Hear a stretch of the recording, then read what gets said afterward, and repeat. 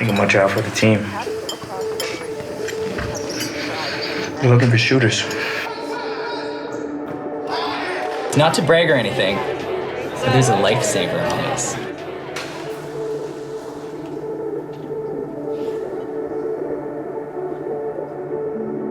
I mean, I get by. It helps because I write on the side. Oh, so you get paid for that too? No. I wish. So why do you do it if you don't get paid? Did you hear about Kyle? What about him? He booked a recurring Netflix original, huge money. My. Well, fucking good for Kyle. I thought you were leaving Dallas at home tonight. It's a theater school party and no one's gonna notice if I'm in character. Take a seat. Can't do that, coach. Take a fucking seat or go home! Are you telling him I touched you? Is that how you think it went down?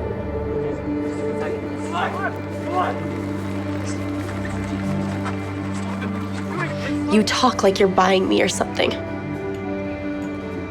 Come live with me and I'll protect you. And then I'd be indebted to you and you're a personal servant. Everyone at school fucking hates me because I'm out here trying to be an actual Everybody from school hates you because you're self-obsessed and you're addicted to this dumb Southern accent and you have no idea what's going on in the real world. You have the nerve to tell me that my son is a liar? You go and talk to those boys. You believe them? You don't believe my son? You know I like you, right? And I think you feel the same way about me.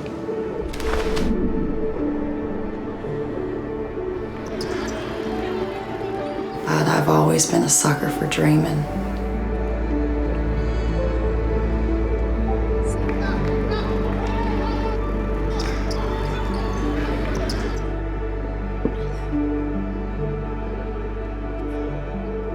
I'm trying to be both your friends, but his life is going to be ruined because of this.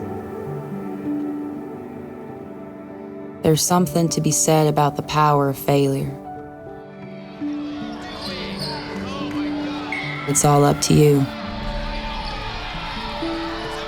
Just relax and shoot.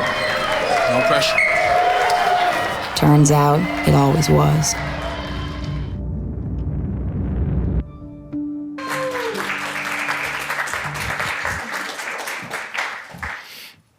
All right. How's it going, guys? What's up? Chilliwack. Let's give a shout out to the tech team in the booth. They're doing such incredible work that set all this up. It's crazy. I'm so happy to be back doing this. I really love this festival, and part of the reason why I love this festival is because independent films are featured.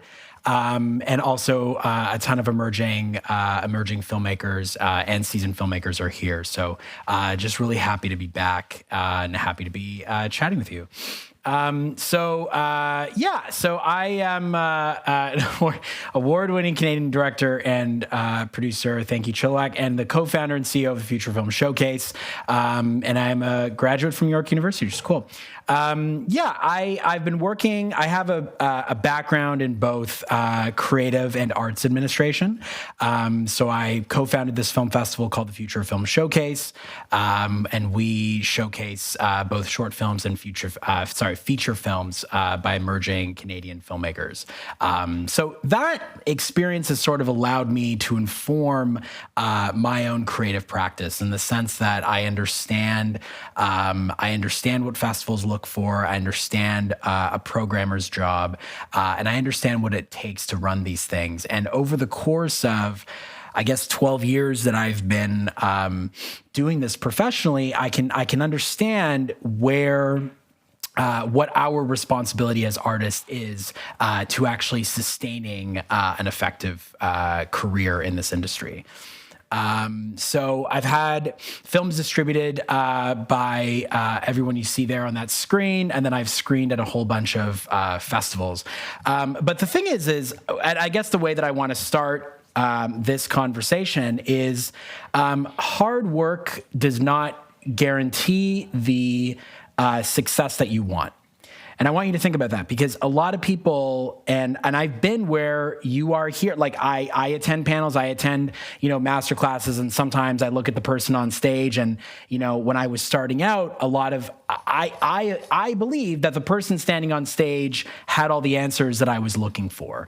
And I'm here to tell you that that's not always the case. Some of the things that I've done in my life, some of the things that the productions I've worked on and everything, they've informed the work that I'm doing now.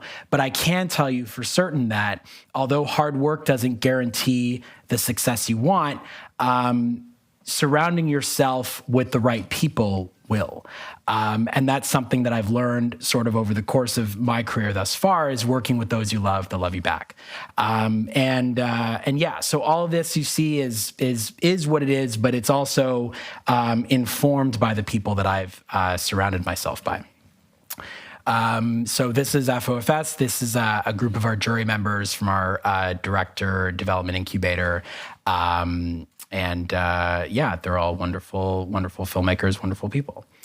So the three ways that I evaluate an opportunity. So I thought a lot about, like, my talk last year had to do with, I guess, sort of how to start in your career, how to make that first jump.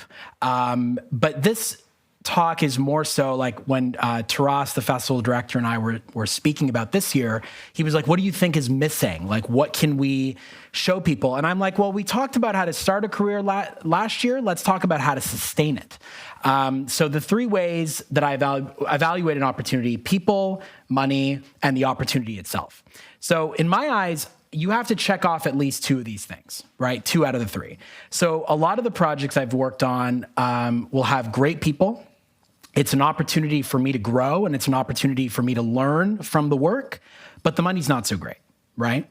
Or the money's really great and the people are great, but the opportunity is something I've done before. It's something that I'm used to. I'm not necessarily learning anything. The next thing is maybe the money and the opportunity are great. The people aren't people I've worked with before, right? It's an entirely new team.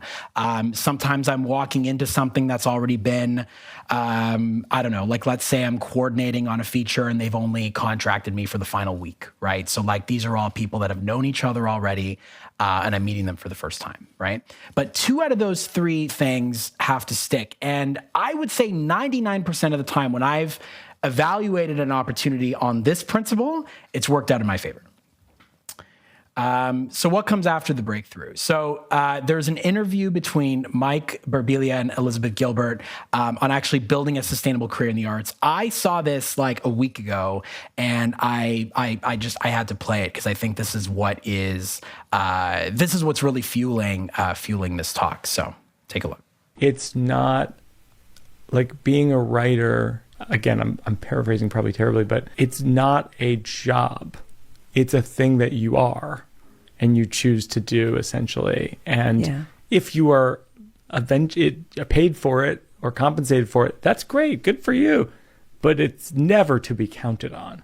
No. In fact, I get hives when people tell me that they're quitting their job to do something in the arts. Because I always say, like, I didn't quit my day jobs to be only an artist till my 4th book. Yeah. Till after my 4th book. And my 4th book was Eat, Pray, Love. Wow.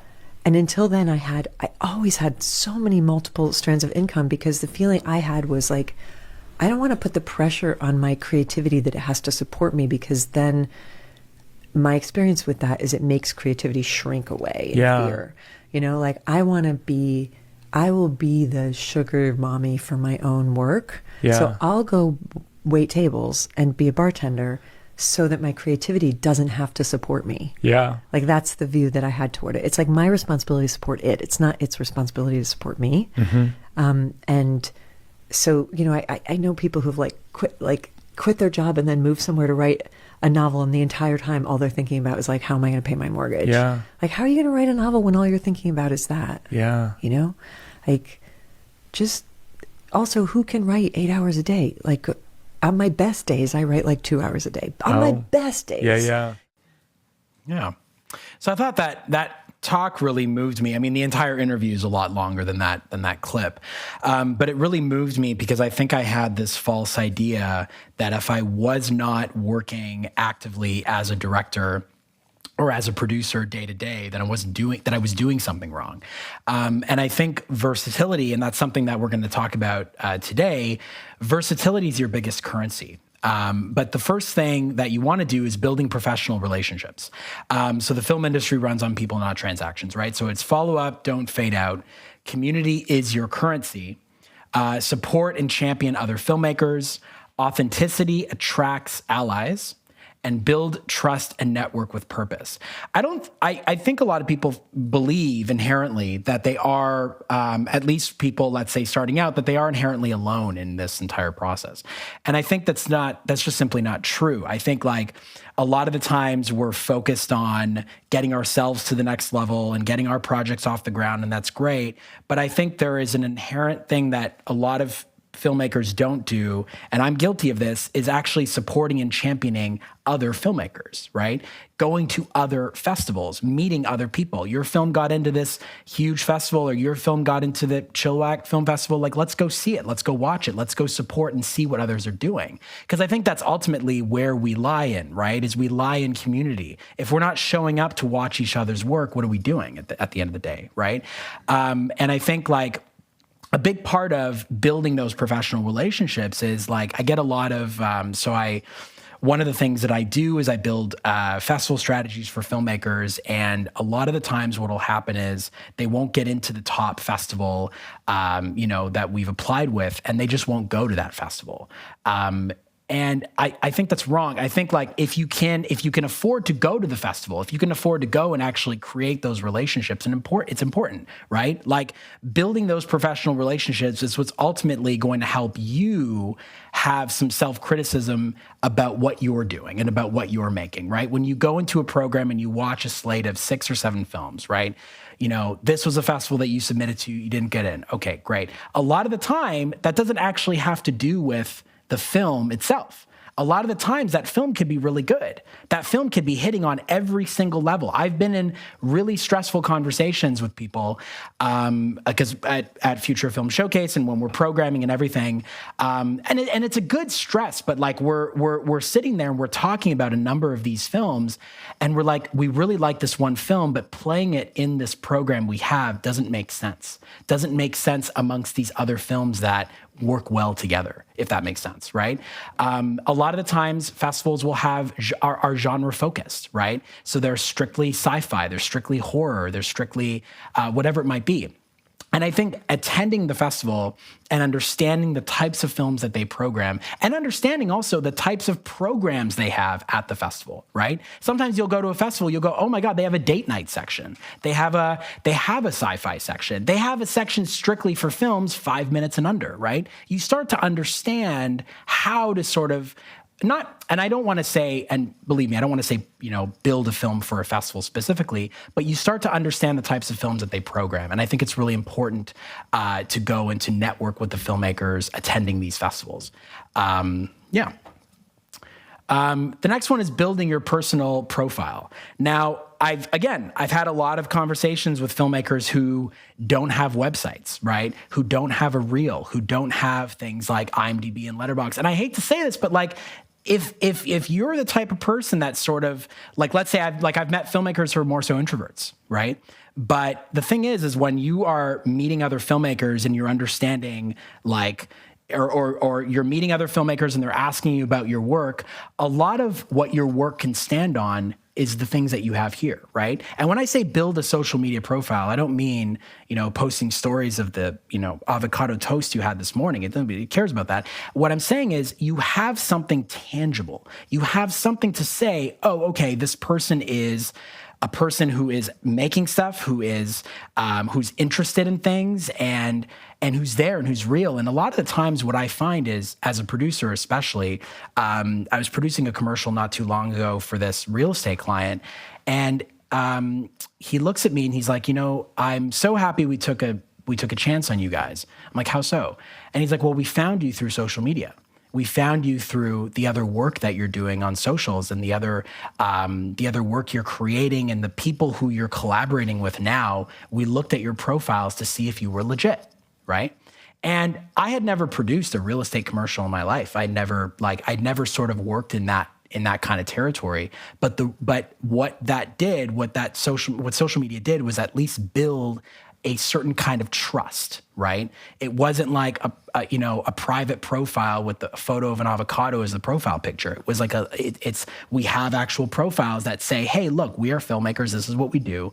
And they looked into that, and he was honest about why he hired us. Creating a website, I think, is huge. A lot of people tell me, well, I haven't made enough to create a website. And I would argue then, why can't you simply create a website with your photo and a bio? A photo and a bio, what you're interested in making. And if you have created work, then have that a little bit on the profile, even on like the homepage or something, like have like, I don't have an example of my website, but like what I do is on the homepage right away, there are a bunch of different images and films. And when you click on the image, it tells you a little bit more about the film. So I think having a website is really key. Having contact information on the website. I can't tell you how many times a filmmaker has submitted to Future Film Showcase. They'll submit their film with no information. There's no information on the director. It's just the film and the link. There's no website, nothing. They might just have like a phone number or something. But even with that, sometimes we'll try calling or we'll try emailing and they're not contactable, right? Like you have to, there has to be a way to understand, like, even though you've made the film, how are you actually building your own personal profile? A personal profile that looks, that gives you some sort of validation. Does that make sense? You know what? Creating a Letterboxd profile for your film is the craziest thing. Like Letterboxd has existed for, I don't even know, probably like about 10 years. And people are only finally starting now, including me, to actually build profiles for their films. And when you build a profile for your film and you play at a festival like Chilliwack, you play at a festival like However Festival, you look and there's all these people writing about your film and what they thought about it. And that creates dialogue, that creates conversation. That's another way for you to promote yourself. Right? Creating a reel. Once you actually have, a couple projects under your belt that are all sort of saying something thematically, edit together a reel. Because I think that's a visual resume, right? How many people have any one of these things right now? Raise your hand. Great. Amazing. Okay. So a lot of people ask me what types of film festivals there are. So major festivals obviously recognize and attract global attention. Advantages are exposure and credibility. Challenges, they're extremely competitive and expensive. And it's best for, again, films with high production value, ambitious storytelling, or unique perspectives. This can sort of vary sometimes. I have a friend who submitted a film to a festival, and it was literally like an 8-minute film shot in a DV camera, budget of probably $500. And he was actually invited to play it at TIFF. And that's very interesting to me because I don't think like a lot of people perceive bigger festivals to only be looking for films of like the utmost quality. But I think at the very standard, you do have to have a proper color done, a proper sound design done. It doesn't have to be shot in these highly expensive cameras, but you do have to have a film that's packaged really well. Try to avoid submitting works in progresses to festivals. Some festivals will allow it, but ultimately I can tell you that when we're in a programming meeting and we're having a heated debate and we got 6 films on the table, and one of them's really good and it's a work in progress, but the other 5 are really well, like they're finished. The focus is going to come on to those other 5. We're gonna pay attention to the 6th one. We're gonna wait for a cut, but sometimes that final mix or that final color doesn't come until like weeks down the road, right? So whenever you're submitting, try to submit when it's done. Niche and regional festivals. So sometimes they cater to specific audiences or regions. The advantage is, again, they're more targeted opportunities and accessible. And there's more opportunities for feedback and growth, films that resonate with specific communities, emerging filmmakers, and unique stories. So look, I would say that festivals like these are a little bit easier to meet filmmakers one-on-one, right? You're in a space right now of what? 60 people, 50, 60 people, right? Sometimes you could be going to a panel at, I don't know, TIFF, and there could be like 250 people there. Do you know what I mean? Like, and it's not necessarily because like this isn't like, it's just like sometimes the festivals are bigger and it's harder to sort of, it's harder to navigate and it's harder to actually meet people one-on-one. Osgood Perkins was here last year, right? Him and I ended up sitting in the green room and chatting for like almost an hour. That wouldn't happen at TIFF. That wouldn't happen at a larger festival where there's a lot of, it's a little bit more gatekeepy in the sense that like, they separate sort of where the guests are from the audience. You're not able to sort of really interact with them. Granted, we were both guests at this festival, but at the same time, my point is like, it's easier to sort of build conversations with people like that at smaller festivals. So financial sustainability. So like, if there's one question that I always get asked is how do you actually sustain yourself financially? I think I have this conversation with people all the time, every single week, really. And the way that I've brought it down to is this, okay? Diversifying your funding sources, thinking collaboratively, don't rely on one income stream. Financial literacy is a creative skill. Somebody brought up a really good point to me. I think it was last year. He said, Eric, there are going to be months where you make, I don't know, like let's just say for argument's sake, you've made $6,000 this one month, right? But then the next month you've made maybe, I don't know, $1,500 or something. That $6,000 you made in that 1 month has to sustain you for more than that month, right? It's not like you've had a good month. Let's take my friends out to dinner or blast off to Vegas or whatever it is, right? Like you got that 6,000 that you've made, and again, that's just an arbitrary number, has to sustain you for more than 1 month, right? Invest it in a high interest savings account or something like that. Like keep that as a float, because in that month that you're not making a lot of money, you're going to have to pull from somewhere, right? And that's something I didn't really learn until recently. Don't rely on one income stream. So a part of what I think is interesting about what I do is like part of the reason why I continue to do Future Film Showcase is because it offers me also another opportunity to sort of have a different income stream, and I'm not relying on, like, it's similar to what that interview was talking about there, is don't rely on your creativity to feed you financially, right? Like try to find other modes of income if you have to. And diversify your funding sources in the sense of don't be afraid to sort of, and we're going to get into this later, don't be afraid to sort of like try different roles out on set, right? Try different roles out on production. I think I met someone once a couple years ago and they were like, well, I'm not going to be on set unless I'm directing or shooting. And I said, you're going to have a hard time getting on set because it's hard to simply rely on directing and shooting. And I think that's the biggest currency that any filmmaker could have, is understanding that it is not like you directing and you wanting to be a director is great, but you directing, a couple films a year is not necessarily successful, right? You want to be able to branch out and you want to be able to understand different roles on production. So when somebody looks at you and they go, well, I'm not looking for a director, but I'm looking for a second AD, right? Second AD in directing is very different, but it's still closer to where you want to be. Does that make sense? It's still a little bit closer to where your target is. Okay, diversifying your skill set. So the modern filmmaker wears multiple hats. So understanding multiple aspects of production, right? I meet a lot of directors who have no idea how to get insurance for a film. They have no idea how to do that. They've relied on their producer, they've relied on their production manager, whatever it is. And it's very, very important. Like how many of you, let's get an idea, like how many of you are directors before, okay, and then how many of you are producers? Okay, cool. So when you're directing, I think it's the greatest directors understand multiple aspects of production. You understand, how are you supposed to know if the lighting, like, of course you have your cinematographer, but like, how are you supposed to know if everybody is doing their job correctly if you've never done that position before, or you've never actively spoken to someone in that position before? And you'd be surprised. Like I've produced for a whole bunch of films and different web series and commercials and stuff, and you'd be surprised how many directors don't understand that. And I think there's a unique thing about understanding, like, when you're at the top of the chain there, when you understand what everybody below you is doing, you can better manage that production. So be versatile and consider working multiple roles.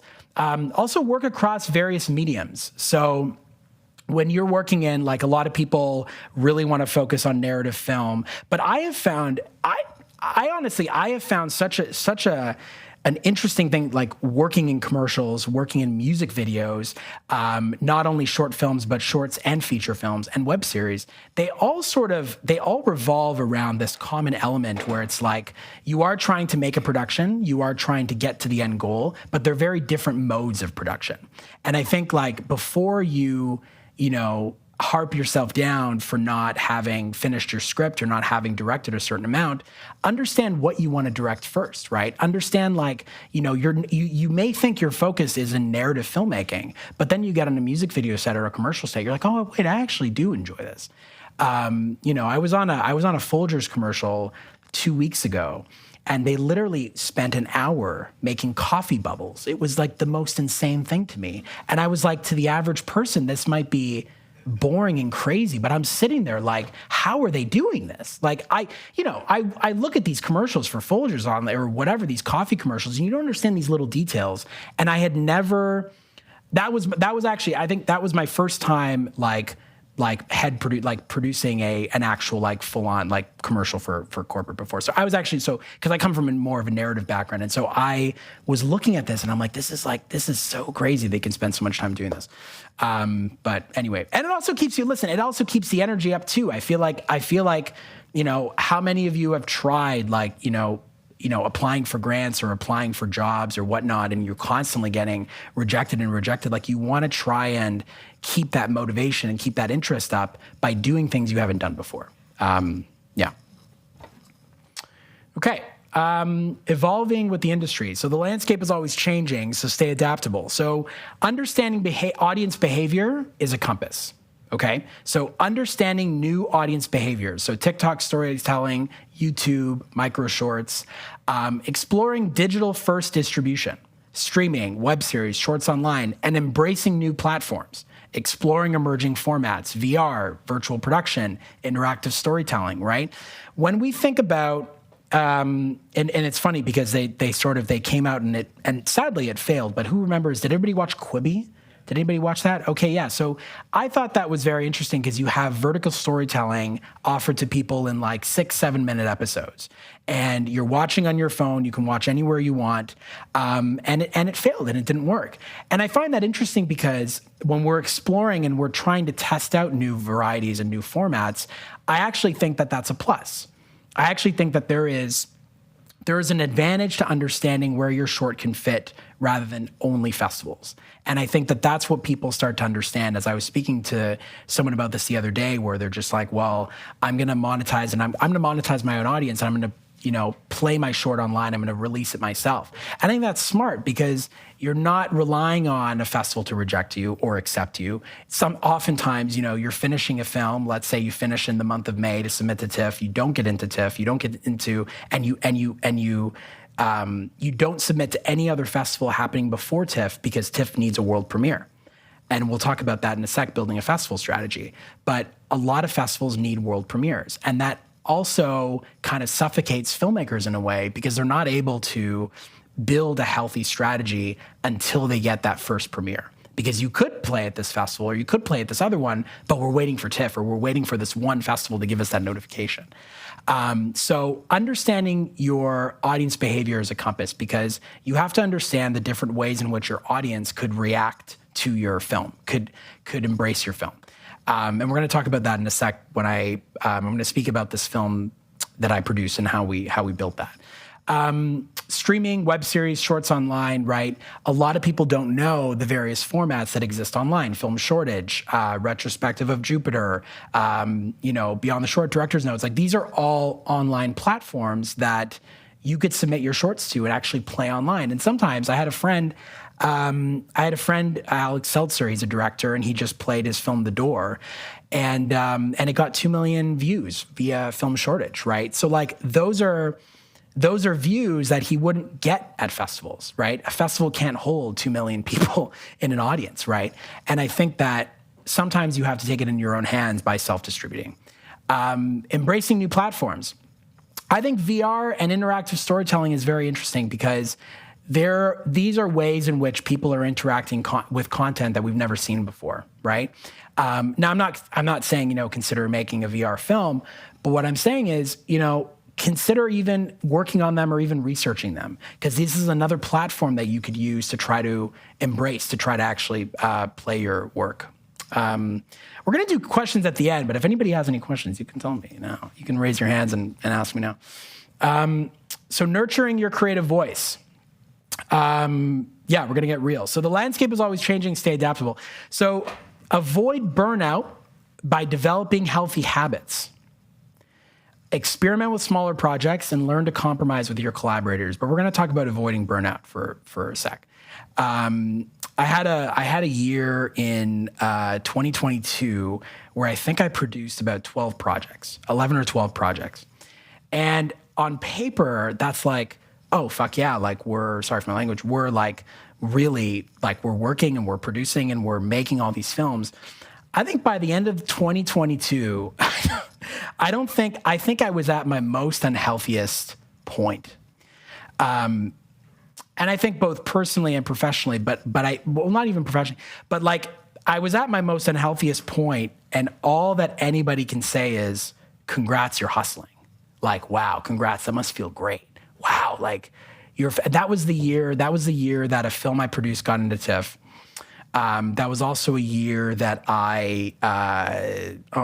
it was just, there's so much with various projects. But I think I never took care of myself in that year. And I never had a year that sort of showed me more than ever the disadvantages essentially to like not putting your own mental health and your own work ethic first. What are some ways in which what are some things either of you do to have healthy habits? Like, what are some of your healthy habits? Tell me. Yeah. Thank you.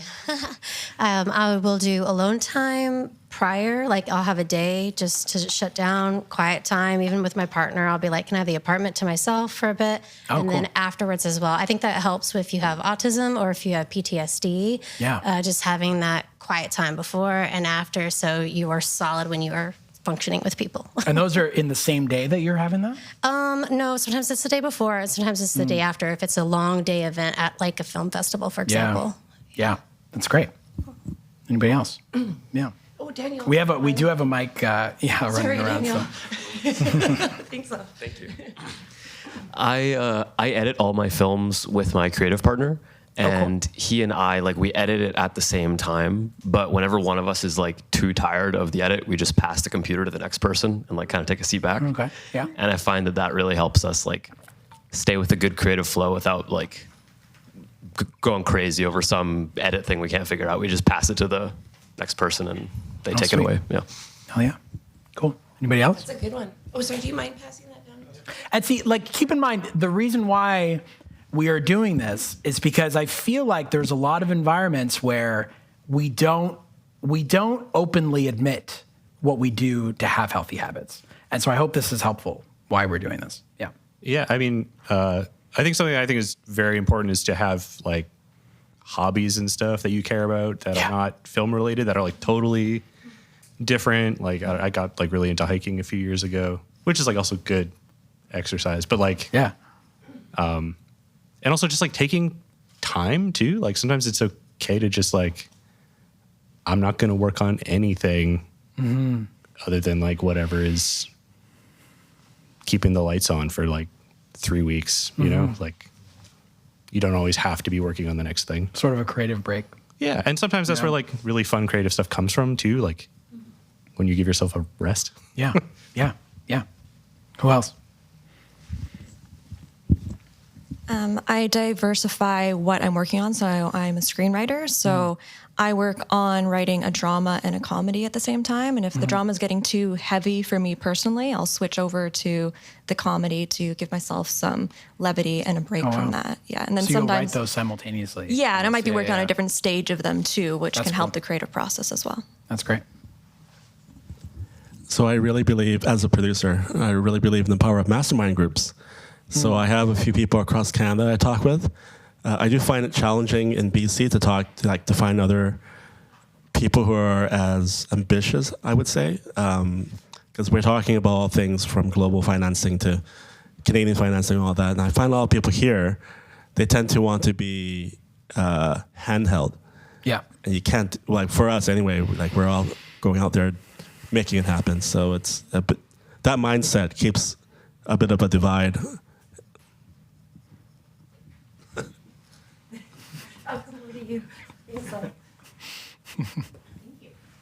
Cool. Oh, did you have one you wanted to share as well? Oh, I'm so sorry. It's okay. It's okay. You know my love. So I think the healthy habits that you're talking about is a lot of work, no time for yourself, and burnout. Yeah. So mostly this burnout is more like creative exhaustion, physical exhaustion. Yeah. So best thing that I do under such circumstances, I've faced these two. So what I do is in the morning when you get up, sit down with yourself for at least 5 to 10 minutes. Yeah. Close your eyes and center yourself. That creates that brings you into the correct mindset to go out and work again. Come back home and do that again. So you have a good busy day because you can take out 10 minutes for yourself. 10 in the morning, 10 in the evening, so 20 minutes together. Not together, in a different part of the day. Yeah. Plus, also, burnout also happens when you're not eating well.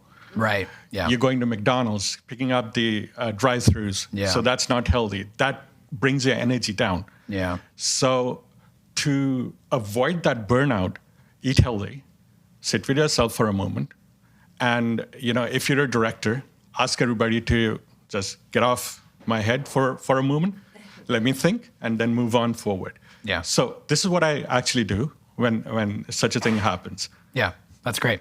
Thanks for sharing that. Yeah, that's great. Okay, so managing your time. So protecting your creative hours and make a schedule. Learn to say no. Rest is part of the process. Discipline sustains inspiration. I like that one. Please do not compare yourselves. Okay? So I find that a lot of creativity needs structure to thrive. And I find that the reason why that interview earlier affected me so much is because I've always understood growing up that I needed to, like, you have to fuel your creativity. But I never thought of the other part of it where, well, why isn't the creativity's job to sustain you?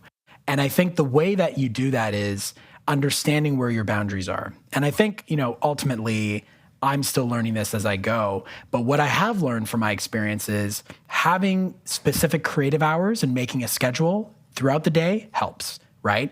Learning to say no to the projects you're interested in.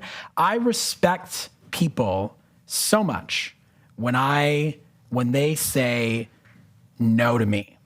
And I think ultimately the best collaboration you could ever have is when somebody says no with feeling and yes with feeling.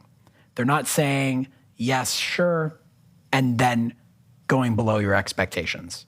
Do you see what I'm saying? And I think that this is why it is so hard to find creative collaborators sometimes. It's because a lot of people are doing many different things. But what I would argue is wait for that yes. Do not settle to work with someone simply because they're a nice person or because you guys had some sort of connection. Like understand what their needs are, understand what your needs are, and foster the creative relationship that works for you. Does that make sense? Discipline sustains inspiration.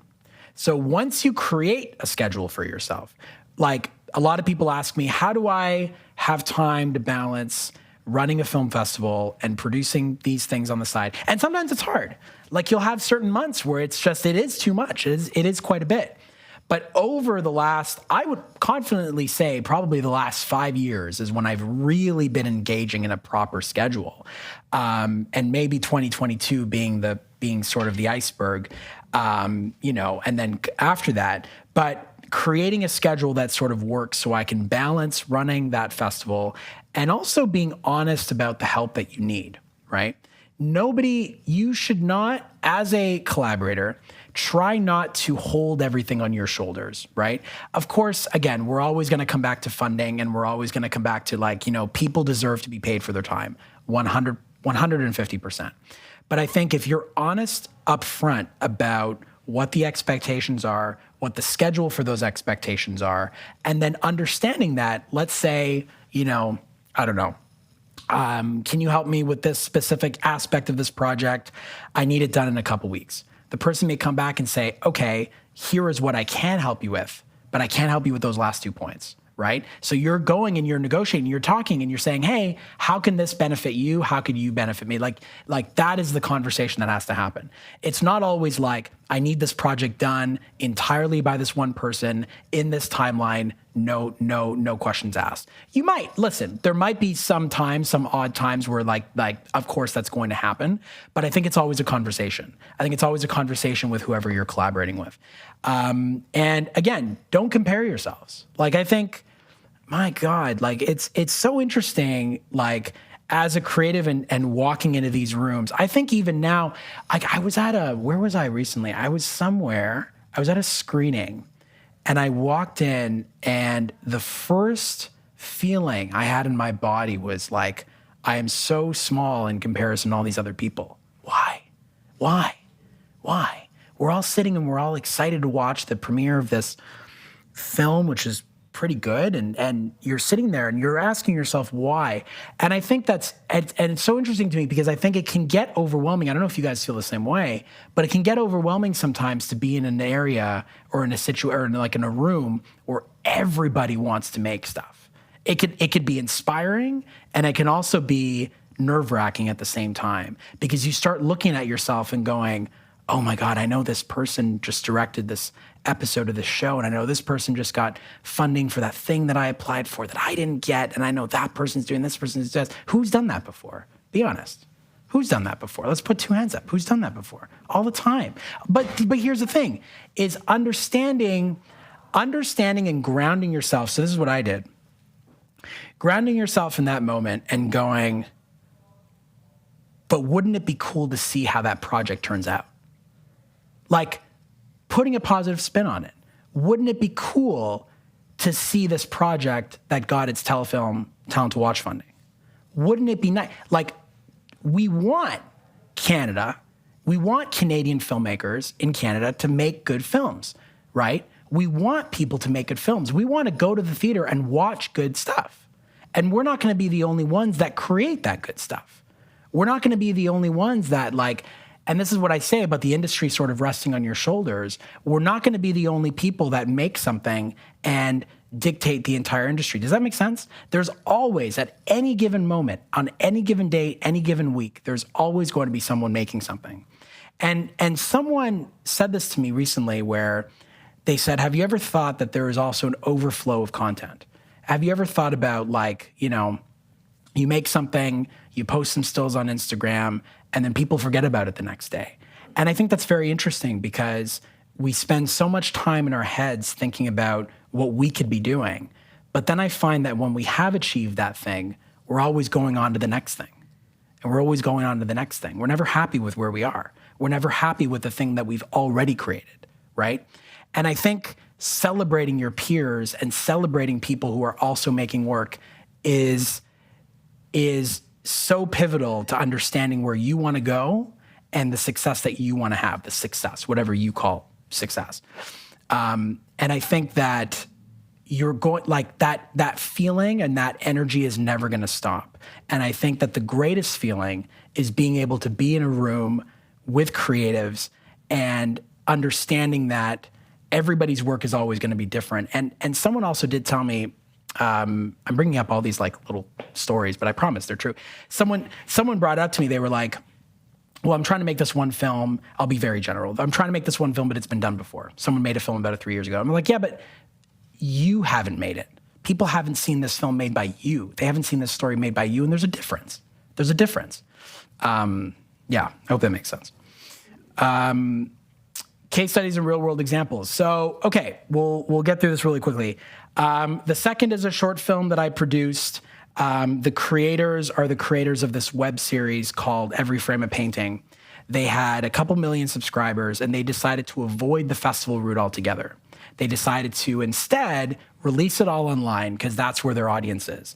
And we assessed our audience, and it was a new thing for me because I've always produced films and I've always produced works that generally have a festival strategy and go that route. But what if we actually monopolized on the audience they already have online? And I think that's something you have to consider with your stuff as well, right?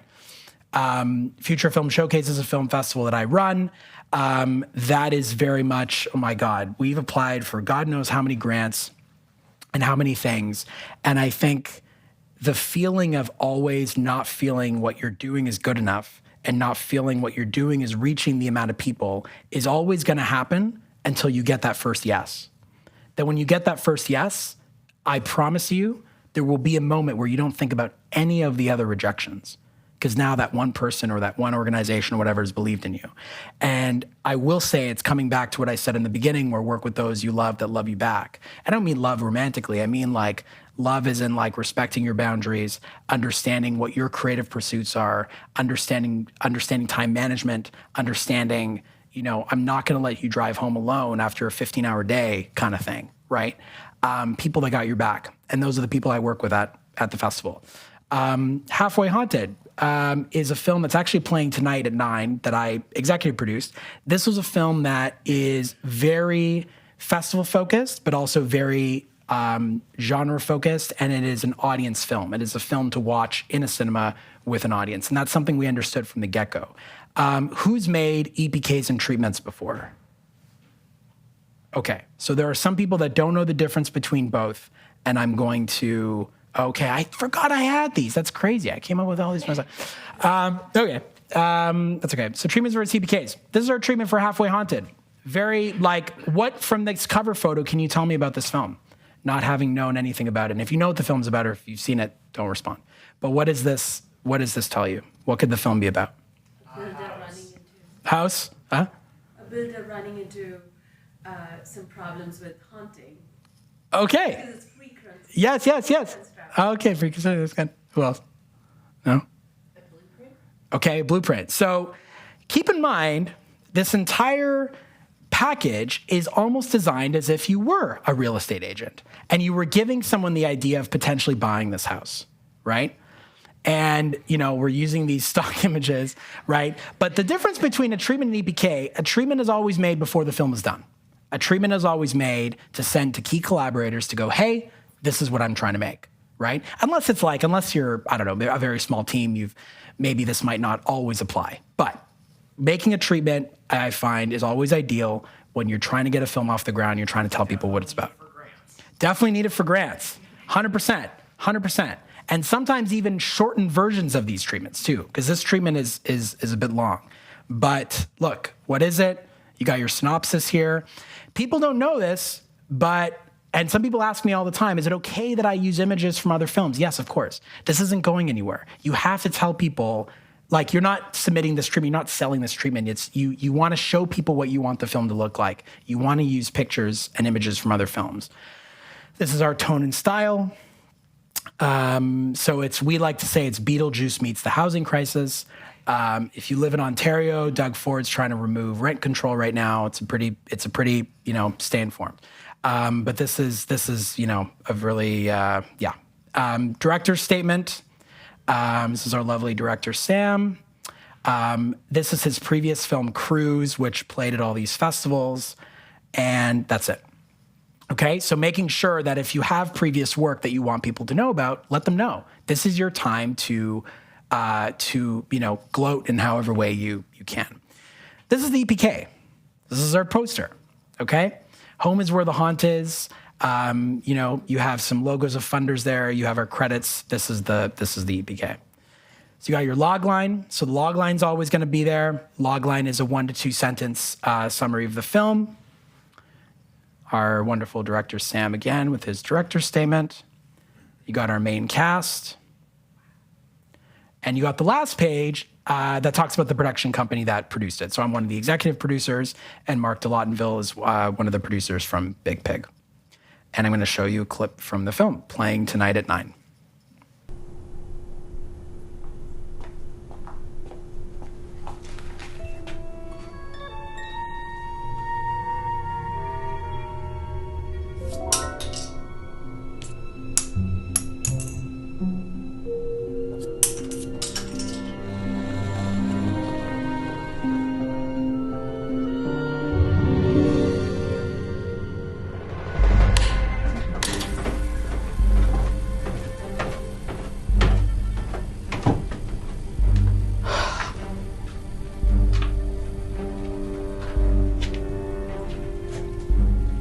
Hello?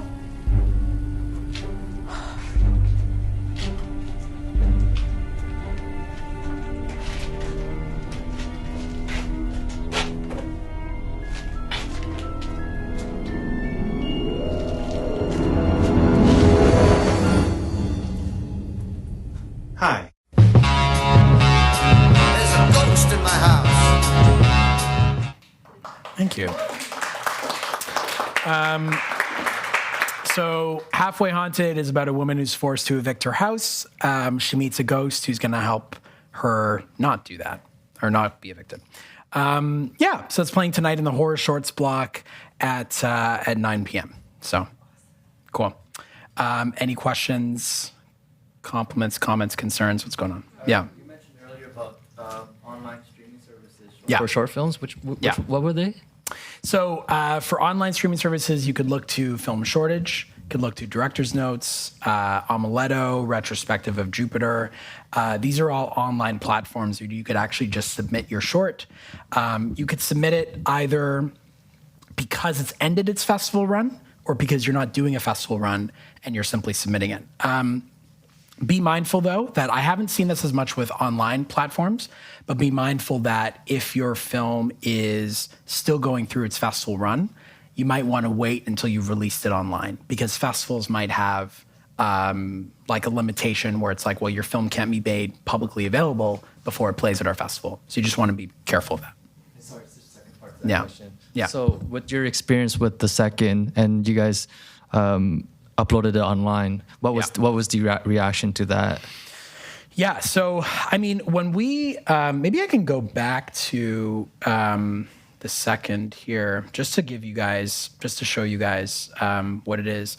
But the second is a short that I produced that was, again, directed by these Taylor Ramos and Tony Zhu, who have this relationship with an online audience already through their web series, Every Frame of Painting.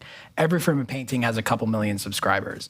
We had a meeting at the very beginning where this was their first short that they directed. They essentially pioneered what we know now to be like like when you're critiquing a film online or you're critiquing certain scenes, like video essays kind of thing. So we looked at that, we had a meeting, and they went, look, we understand festivals are really important to building community, meeting other filmmakers, this and that, but what if we could reach an entirely new audience and a much wider audience by simply releasing the film online? So we did a couple festivals. We did Fantasia, we did Chilliwack, we did Hawaii, and then we decided we were just going to post it online. And I wasn't all for that idea at the very beginning, but then I realized its impact when it ended up being viewed by close to 1 million people, which could have only happened had we released it online. Congratulations on all your success. Thanks, man. Congratulations on all your success. Your short film, The Second, it was shot by Alfonso Chin, right? Yes. We're actually going into pre-production with him in December. Hell yeah. He's amazing. Tell him I say hi. I will. The first question I have is, we're kind of going into pre-production for a feature next year, and we're really trying to determine. So many people have told us, okay, you need actors first or you need investors first. And like, it's kind of this big loop that we've been stuck in. So I'm wondering, like, from your experience, what would you suggest kind of securing first if the script is already done? Actors. Actors first? Yeah. Well, I would say the thing is like the more creative you have in advance before submitting to investors, I think having as much of your creative in place as possible helps. Sometimes it's again like what came first, the chicken or the egg. Sometimes an actor might be like, well, do you have financing to actually go into production? Do you know what I mean? In which case then you would go back and say, well, not yet. We're looking at applying here. Sometimes you might get that. But sometimes it's interesting because you could be talking to investors and actors at the same time, right? But I would say having as much of your creative good to go first is important. The way that we got a lot of people on board to work on the second was because we had attached Paul Sung Lee first. Do you mind if I ask one more question? Of course. Thank you so much. My second question is, how do you determine if your short film should be going to festivals or, like you mentioned earlier, if it should just be self-distributed? Like what are some factors that you kind of determine in order to make that decision? What's most important to you? Why are you making it? What do you want from it? Do you want to go to festivals to meet other filmmakers? Yeah. Do you want to go to festivals to meet other programmers? Do you want to have community screenings? For me, collective experiences are most important to me. Having collective experiences brings me joy. Being able to share something that we've spent sometimes almost a year on, and finally in the theater and hearing those laughs and hearing, this will be the first time I see Halfway Haunted in the theater. We've done all sorts of festivals sort of across the world, and I haven't attended any of them yet, right? That's really important to me. But at the same time, you could have something short enough that you go, well, I could hear audience reactions, but I could also try to help boost my own profile, and I don't want to wait 6 months for a festival rejection or acceptance, right? So I'd rather just submit it online. Personally, I think if you can, whether it's going to festivals, simply attending, or submitting and hopefully getting something in, festivals to me are the greatest way to meet people, the greatest way, right? They're the greatest way to give yourself that validation that what you're doing means something to somebody. When, I've done this so many times where I've told filmmakers that I've, worked for, built strategies for, what's the reason why you do this? What's the reason why any of us make movies to begin with? What's the reason why any of us make content? To collect a check? I don't think so, right? It's to play something in front of audiences, to have people see it, and then to stand up here with other filmmakers who've all been through the mud and go, how was your experience, right? That excites me. And I will say too, before we sort of wrap up and back to what I was saying before, and this is something I always tell people, is there might be a large percentage of you today that feels like you won't make it. There might be a large percentage of you today, even sitting here right now, listening to this Italian guy, talking to you. It's like, oh, well, I'm just going to walk out of here, whatever, and hopefully make something tomorrow, get something out of this. But I will say, though, that the 5% of you, there is still 5% of you that got here today for a reason. And you got here today to invest in yourself, right? You sitting here right now, listening to anything I have to say or anything anybody else has to say today, you're investing in yourself. When you invest in yourself, knowledge follows, and knowledge is power. Use that knowledge to your advantage, okay? So you showing up here today means something. Doesn't mean anything. It means to me, I'm great to see you, but ultimately it's benefiting you because you're investing in you. So attending is, for me, important. Oh. We're running out of time. Oh, yeah. Are you open to answering questions in the lobby? Yeah, for sure. Oh, perfect. Great. If you don't mind, I want to say thank you to Eric. He's amazing. Thank you. Thank you. And we do also have a food truck outside. Aloha hot dogs. Like, hey. And even better, Alex over here is taking pictures. He's going to be doing headshots for free. Like, what? So, yes, he's set up over by the exit, but on the right-hand side in a small little room there. So please take advantage of his skills because they're amazing. Thanks, Thank you so much, Eric. Thanks.